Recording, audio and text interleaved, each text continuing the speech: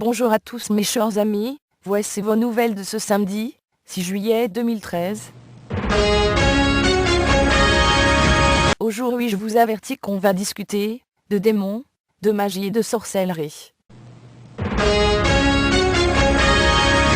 Alors, comme vous savez, j'ai toujours un peu de temps à perdre pour essayer de vous mettre en garde contre les sorcières et les démons. Au début on le sait pas, on joue avec ça, on se doute pas que ça peut être très dangereux, même si on se doute que ça se rapproche plus à du satanisme qu'à une saine prière, on devient accro en voyant qu'on gagne de la puissance et de la force. Mais c'est une illusion. Je sais pas si vous le regretterez autant que moi.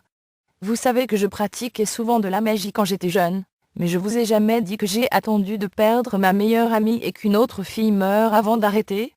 Lorsque les démons m'ont fait perdre la fille que j'aimais le plus, j'ai voulu faire de la magie pour la faire revenir. La formule magique n'a pas marché pour la première fois, et une autre de mes amies s'est fait mystérieusement égorger au moment où je faisais le rituel merdique.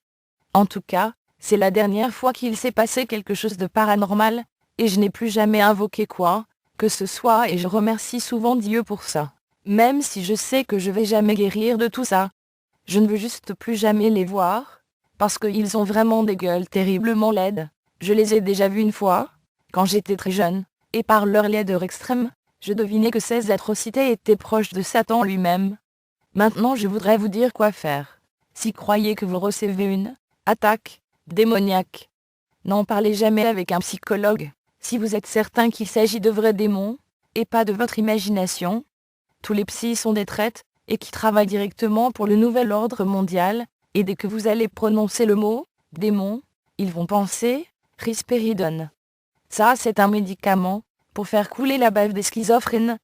Ne parlez pas aux démons, même s'ils vous ont fait du mal, ne leur laissez pas sentir que vous avez peur d'eux, ou qu'ils vous ont fait du mal.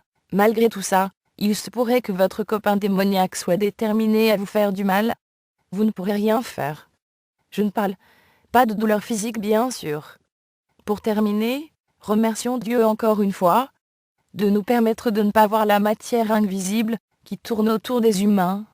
Nos yeux ne pourraient pas, de toute façon, supporter une horreur aussi intense. Bonne journée à tous.